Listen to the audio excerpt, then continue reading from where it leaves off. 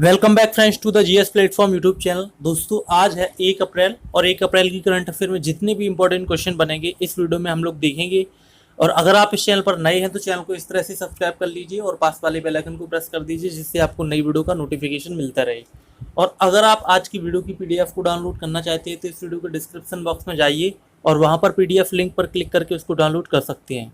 साथ ही साथ इस पीडीएफ को आप हमारे टेलीग्राम ग्रुप से भी डाउनलोड कर सकते हैं जिसकी लिंक वीडियो के डिस्क्रिप्शन बॉक्स में दी गई है। और वीडियो के लास्ट में आपसे करंट अफेयर की क्वेश्चन पूछा जाएगा जिसका आंसर आपको कमेंट बॉक्स में देना होगा। तो चलिए शुरू करते हैं आज की वीडियो। तो आज की वीडियो का पहला क्वेश्चन है, हाल ही में भारतीय नौसेना के पूर्वी बेड़े की कमान किसने संभाली है? तो इंडियन नेवी में पूर्वी बेड़े की जो कमान संभाली है वो संभाली है रियर एडमिरल सूरज बेरी ने। तो ऑप्शन ए सही हो जाएगा। तो देखिए, रियर एडमिरल सूरज बेरी ने 30 मार्च 2019 को विशाखापट्टनम में भारतीय नौसेना की पूर्वी बेड़े की हाल ही में कमान संभाली है। और रियर एडमिरल सूरज बेरी को 1 जनवरी 1987 को कमीशन दिया गया था, यानी कि सेना में शामिल हुए थे और वो गोलाबारी और मिसाइल संघर्ष के विशेषज्ञ हैं। और उन्हें वर्ष 2006 में श्रीलंका और मालदीव में सुनामी राहत कार्यों के दौरान सेवाओं के लिए विशिष्ट सेवा पदक से सम्मानित किया गया था। ठीक है, तो आपका फर्स्ट क्वेश्चन कंप्लीट हुआ। नेक्स्ट क्वेश्चन देखते हैं, क्वेश्चन नंबर सेकंड। हाल ही में GRSE कितने युद्धपोतों का निर्माण करने वाला पहला शिपयार्ड बना है? तो इसका आंसर हो जाएगा 100। ऑप्शन ए सही होगा। तो देखिए, GRSE इसका मतलब होता है garden reach ship builders and engineers limited. इसने हाल ही में 100 युद्धपोतों का निर्माण करके और वितरण करने का काम करने वाला पहला शिपयार्ड बन गया है, जो कि पहला भारतीय शिपयार्ड है। और GRSE के प्रबंध और अध्यक्ष और प्रबंध निदेशक और रियर एडमिरल सेवानिवृत्त जो कि हो चुके हैं VK सक्सेना ने औपचारिक रूप से 100वां युद्धपोत INLCU L56 भारतीय नौसेना को सौंप दिया है। और GRSE ने अपना 99वां युद्धपोत ICGS प्रियदर्शनी एक उन्नत फास्ट पेट्रोल वेसल भारतीय तटरक्षक बल को सौंपा है। ठीक है, तो ध्यान रखेंगे GRSE यानी कि garden reach ship builders and engineers limited ये 100 शिपयार्ड 100 युद्धपोतों को निर्माण करने वाला शिपयार्ड बना है। तो ऑप्शन ए सही होगा। नेक्स्ट क्वेश्चन देखते हैं, क्वेश्चन नंबर थर्ड। भारत में 4G नेटवर्क उपलब्धता में कौन सा शहर शीर्ष पर रहा है? यानी कि 4G की स्पीड और अवेलेबिलिटी कहाँ पर सबसे उच्चतम है? तो इसका आंसर हो जाएगा धनबाद। ऑप्शन ए सही होगा।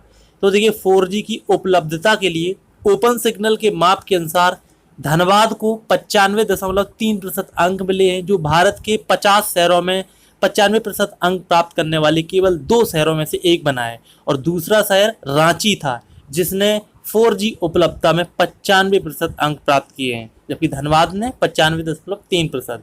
और इसमें दिल्ली और मुंबई 90% के अंक के करीब थे। ओपन सिग्नल की India mobile network experience report में जियो के राष्ट्रीय 4G उपलब्धता अंक में 96.7% अंक थे, जो कि एक तरह से नेटवर्क कंपनी का मापदंड था। लेकिन शहर की बात करेंगे तो धनबाद इसमें पहले स्थान पर रहा है। तो ऑप्शन ए सही होगा। नेक्स्ट क्वेश्चन देखते हैं, क्वेश्चन नंबर 4। EU यानी कि यूरोपियन यूनियन, तो EU ने किस वर्ष तक एकल प्लास्टिक उपयोग पर प्रतिबंध लगाने की मंजूरी प्रदान करती है? तो इसका आंसर जो है वर्ष 2021 तक। ऑप्शन सी सही होगा। तो देखिए, यूरोपीय संसद ने वर्ष 2021 तक एकल उपयोग वाली प्लास्टिक वस्तुओं जैसे स्ट्रॉ, कॉटन बड, कटलरी पर प्रतिबंध लगाने वाले एक कानून को मंजूरी प्रदान की है। और इस कानून के अनुसार समुद्री प्रदूषण को रोकने के लिए 10 एकल उपयोग वाली प्लास्टिक वस्तुओं पर प्रतिबंध लगाया जाएगा। और नई योजनाएं ये पता लगाने के बाद लागू की गई हैं कि प्लास्टिक 80% से अधिक समुद्री कूड़े का निर्माण करता है, जिसका वन्य जीवों और निवासों और समुद्री जीवों पर विनाशकारी प्रभाव पड़ता है। ठीक है, तो ध्यान रखेंगे EU ने किस वर्ष तक का लक्ष्य रखा है? वर्ष 2021 का। ठीक है, तो आपका फोर्थ क्वेश्चन कंप्लीट हुआ। नेक्स्ट क्वेश्चन देखते हैं, क्वेश्चन नंबर 5। टेस्ला ने किस देश में सबसे बड़ी ऊर्जा भंडारण प्रणाली विकसित की है? तो इसका आंसर हो जाएगा जापान। ऑप्शन बी सही होगा। तो देखिए, जापान में ट्रेनों की ऊर्जा मांग को कम करने और आपातकालीन बैकअप बिजली प्रदान करने के लिए टेस्ला ने एशिया में सबसे बड़ी बिजली भंडारण प्रणाली विकसित की है। और टेस्ला के अनुसार उसने जापान के ओसाका में एक ट्रेन स्टेशन पर 42 पावर पैक का एक बैंक स्थापित किया है, जो कि ट्रेन को सुरक्षित रूप से संचालित करने के लिए पर्याप्त बैकअप ऊर्जा प्रदान करता है। बिजली भंडारण प्रणाली एशिया प्रशांत क्षेत्र में चौथी सबसे बड़ी प्रणाली टेस्ला की है। यहाँ पर देखिए जापान की बात की गई है, तो आपको पता होना चाहिए जापान एशिया महाद्वीप का देश है जिसकी राजधानी है टोक्यो, वहाँ के पीएम है शिंजो अबे और वहाँ की मुद्रा है जापानी येन, राइट। तो आपको इस क्वेश्चन से इतनी इन्फॉर्मेशन मिल जाती है। नेक्स्ट क्वेश्चन देखते हैं, क्वेश्चन नंबर 6, कौन सा राज्य बाल विवाह के मामलों में देश में दूसरे स्थान पर आ गया है? तो यहाँ पर जो ऑप्शन दिए गए हैं उनमें जो राइट आंसर है त्रिपुरा, ऑप्शन बी सही होगा। तो देखिए यंग लाइव्स के अनुसार त्रिपुरा उन राज्यों की सूची में दूसरे स्थान पर है जहाँ पर 15 से 19 वर्ष की आयु के बीच में बाल विवाह होते हैं। और रिपोर्ट में ये भी बताया गया है कि राज्य के 3 जिलों में 80% से अधिक बाल विवाह पंजीकृत थे। और यंग लाइफ्स एक सहयोगी अनुसंधान परियोजना है जो कि ऑक्सफोर्ड विश्वविद्यालय में स्थित एक टीम द्वारा समन्वित की जाती है। ठीक है, आप यहाँ पर देखिए त्रिपुरा की बात की गई तो मैं आपको बता दूं त्रिपुरा की राजधानी है अगरतला। त्रिपुरा के सीएम है बिप्लब कुमार देव, गवर्नर है कप्तान सिंह सोलंकी और वहाँ की लोकसभा से 2 सीटें हैं, राज्यसभा से 1 सीट है, विधानसभा में कुल 60 सीटें आती हैं। आपको अगर कमेंट बॉक्स में आंसर पता है कि भारत का कौन सा ऐसा राज्य है जहाँ पर बाल विवाह के मामले सबसे अधिक हैं तो वो आप कमेंट बॉक्स में बता सकते हैं। तो नेक्स्ट क्वेश्चन देखते हैं, क्वेश्चन नंबर 7, हाल ही में 16वीं भारत कनाडा आतंकवाद विरोधी संयुक्त कार्य बैठक कहाँ आयोजित की गई? तो देखिए यहाँ पर जो ऑप्शन दिए गए हैं इनमें जो राइट आंसर है ओटावा, ऑप्शन बी सही होगा। तो देखिए आतंकवाद निरोध और इसके विशेषज्ञ उपसमूह पर भारत कनाडा संयुक्त कार्य समूह JWG की 16वीं बैठक 26 से 27 मार्च 2019 को ओटावा में आयोजित की गई थी। और संयुक्त कार्य समूह ने दुनिया भर में अपने देशों और क्षेत्रों में आतंकवादी समूह द्वारा उत्पन्न खतरों की इसमें समीक्षा भी की थी। और भारत ने संयुक्त कार्य समूह की 17वीं बैठक और 2020 के तीसरे विशेषज्ञ उप समूह की मेजबानी की इसमें पेशकश की है। ठीक है, यहाँ पर देखिए कनाडा की बात की गई तो मैं आपको बता दूं कनाडा की राजधानी है ओटावा, वहाँ की मुद्रा है कैनेडियन डॉलर। ठीक है, तो आपका 7वां क्वेश्चन कंप्लीट हुआ। नेक्स्ट क्वेश्चन देखते हैं, क्वेश्चन नंबर 8, किस राज्य की सरकार ने सूक्ष्म लघु और मध्यम उद्यमों MSME के लिए डिजिटल पोर्टल शुरू किया है? तो इसका आंसर हो जाएगा तेलंगाना सरकार, ऑप्शन डी सही होगा।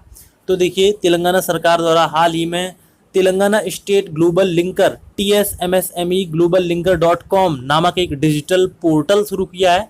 और सूक्ष्म लघु और मध्यम उद्यमों MSME के लिए पोर्टल उन्होंने एक ऑनलाइन उत्पाद सूची और ई-कॉमर्स स्टोर सहित एक डिजिटल प्रोफाइल प्रदान करने के लिए लॉन्च की है। और ये खरीदारों और आपूर्तिकर्ताओं को पहचान करने की दिशा में वैश्विक नेटवर्किंग अवसरों पर पहुंच को भी प्रदान करने की अनुमति प्रदान करेगा। यहाँ पर देखिए तेलंगाना की बात की गई है तो मैं आपको बताना चाहूँगा तेलंगाना जो राज्य है वहाँ की राजधानी है हैदराबाद, वहाँ के CM है के चंद्रशेखर राव, गवर्नर है ESL नरसिम्हन। और इस राज्य की स्थापना 2 जून 2014 को हुई थी। यहाँ की लोकसभा से 17 सीटें हैं, राज्यसभा से 7 सीटें हैं, विधानसभा में कुल 119 सीटें आती हैं। ठीक है, तो आपको इस क्वेश्चन से इतनी इन्फॉर्मेशन मिल जाती है। नेक्स्ट क्वेश्चन देखते हैं, क्वेश्चन नंबर 9, किस कंपनी ने आम चुनावों के लिए कैंडिडेट कनेक्ट तथा शेयर यू वोट नामक 2 नए भारत विशिष्ट उपकरण लॉन्च किए हैं? तो इसका आंसर हो जाएगा फेसबुक, ऑप्शन डी सही होगा। तो देखिए हाल ही में फेसबुक ने कैंडिडेट कनेक्ट और शेयर यू वोट नामक 2 नए भारत विशिष्ट उपकरण लॉन्च किए हैं और दोनों उपकरण आम चुनाव के दौरान नागरिक भागीदारी को बढ़ावा देने में मदद करेंगे। और कैंडिडेट कनेक्ट लोगों की उम्मीदवारों के बारे में अधिक से अधिक जानने की मदद करेगा और शेयर यू वोट लोगों को मतदान संबंधित जानकारी प्रदान करेगा और उन्हें अपने वोट की घोषणा करने और जश्न मनाने में सक्षम भी होगा। ठीक है, तो ये फेसबुक कंपनी के द्वारा किया गया है। तो फेसबुक की बात करें तो इस कंपनी की स्थापना वर्ष 2004 में की गई थी जिसके संस्थापक मार्क जुकरबर्ग हैं। ठीक है, तो आपका 9वां क्वेश्चन कंप्लीट हुआ। नेक्स्ट क्वेश्चन देखते हैं, क्वेश्चन नंबर 10, भारत तथा किस देश ने अंतरिक्ष तथा चिकित्सा जैसे क्षेत्रों में 8 समझौते ज्ञापन पर हस्ताक्षर किए हैं? तो इसका आंसर हो जाएगा बोलीविया, ऑप्शन सी सही होगा। तो देखिए भारत और बोलीविया ने हाल ही में 29 मार्च 2019 को राष्ट्रपति रामनाथ कोविंद की बोलीविया की 3 दिवसीय यात्रा के दौरान शिक्षा, अंतरिक्ष और चिकित्सा क्षेत्रों में 8 समझौता ज्ञापन पर हस्ताक्षर किए। और भारत ने बोलीविया को विकास परियोजना के लिए $10 करोड़ की कर्ज सुविधा देने की भी पेशकश की है।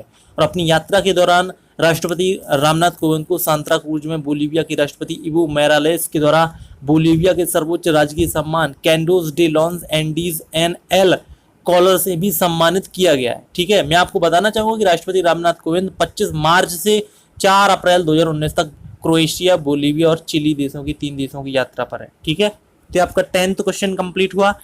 नेक्स्ट क्वेश्चन देखते हैं, क्वेश्चन नंबर 11, स्वच्छता पखवाड़ा 2019 की शुरुआत कब होगी? तो इसका आंसर हो जाएगा 1 अप्रैल 2019। तो देखिए, भारत के भौतिक चिकित्सा और पुनर्वास संस्थान स्वास्थ्य सेवा महानिदेशालय के तहत स्वास्थ्य और परिवार कल्याण मंत्रालय 1 से लेकर 15 अप्रैल 2019 के दौरान स्वच्छता पखवाड़ा का आयोजन कर रहा है और इस कार्यक्रम का उद्घाटन 1 अप्रैल को किया जाना है और पुरस्कार वितरण समारोह के साथ ये आयोजन 15 अप्रैल 2019 को समाप्त होगा। मैं आपको बता दूं कि स्वच्छता पखवाड़ा अप्रैल 2016 में शुरू किया गया था, जिसका उद्देश्य भारत सरकार के मंत्रालयों और विभागों के कार्यक्षेत्र के स्वच्छता के मुद्दों और प्रथाओं पर गहनता से बल देने के लिए पखवाड़े का आयोजन करना है। ठीक है, तो आप ध्यान रखेंगे स्वच्छता पखवाड़ा 2019 की शुरुआत आज के दिन यानी कि 1 अप्रैल 2019 को होगी, तो ऑप्शन ए सही होगा। नेक्स्ट क्वेश्चन देखते हैं, क्वेश्चन नंबर 12। हाल ही में किस प्रकार की तोपें भारतीय सेना में शामिल की गई हैं? तो इसका आंसर हो जाएगा धनुष होवित्जर, ऑप्शन ए सही होगा। तो देखिए, स्वदेशी रूप से विकसित धनुष होवित्जर तोपें 26 मार्च को भारतीय सेना में शामिल हो गई थी और औपचारिक रूप से अभी हाल ही में इसका घोषणा की गई है और औपचारिक रूप से 4 होवित्जर तोपों को अभी हाल ही में शामिल भी किया गया है और ये बोफोर्स के डिज़ाइन पर आधारित हैं और अपग्रेडेड वर्जन है और इन्हें कई बोफोर्स तोपों से बेहतर माना जाता है। बोफोर्स की मारक क्षमता 29 किलोमीटर है, जबकि इन तोपों की मारक क्षमता 38 किलोमीटर है। जहां बोफोर्स पुराने गोला बारूद ही दाग सकता है, वहीं धनुष पुराने और नई पीढ़ी के गोला बारूद चलाने में सक्षम है। ठीक है, तो आप ध्यान रखेंगे हाल ही में धनुष होवित्जर प्रकार की तोपें भारतीय सेना में शामिल की गई हैं, तो ऑप्शन ए सही हुआ। नेक्स्ट देखते हैं कल की कुछ का आंसर। तो कल आपसे पूछा गया था किस कंपनी ने भारत के स्वच्छ भारत मिशन को बढ़ावा देने के लिए संगम परियोजना की शुरुआत की है? तो इसका आंसर होगा माइक्रोसॉफ्ट, ऑप्शन सी सही होगा। और आज की कुछ का सवाल है, आईसीसी विश्व कप 2019 का आधिकारिक प्रायोजक कौन बना है? तो देखिए, यहाँ पर 4 ऑप्शन दिए गए। Option A Paytm, option B Vivo, option C Oppo या फिर गुडैडी। तो अगर आपको इस क्वेश्चन का आंसर आता है तो वीडियो के कमेंट बॉक्स में जाइए और इस क्वेश्चन का आंसर अवश्य दीजिए। अगर आपको वीडियो पसंद आए तो प्लीज़ वीडियो को लाइक करें। लाइक करने के बाद अपने किसी फेसबुक या व्हाट्सएप के एजुकेशनल ग्रुप में इसको शेयर जरूर करें। साथ ही साथ अगर आपको सभी PDF एक साथ डाउनलोड करनी है तो आप हमारे टेलीग्राम ग्रुप को ज्वाइन करना ना भूलें। और अगर आपने अभी तक करंट अफेयर का टेस्ट वीडियो नहीं देखा है तो एंड स्क्रीन में इसकी लिंक दी गई है, इस पर क्लिक करके आप इस वीडियो को जरूर देखिए, जहाँ पर आपको इंपॉर्टेंट क्वेश्चंस की वीडियो मिल जाती है जो कि लोअर PCS, रेलवे और सभी प्रकार की अदर कंपटीशन के लिए बहुत ही उपयोगी होगी। तो मिलते हैं नेक्स्ट वीडियो में, तब तक के लिए नमस्कार।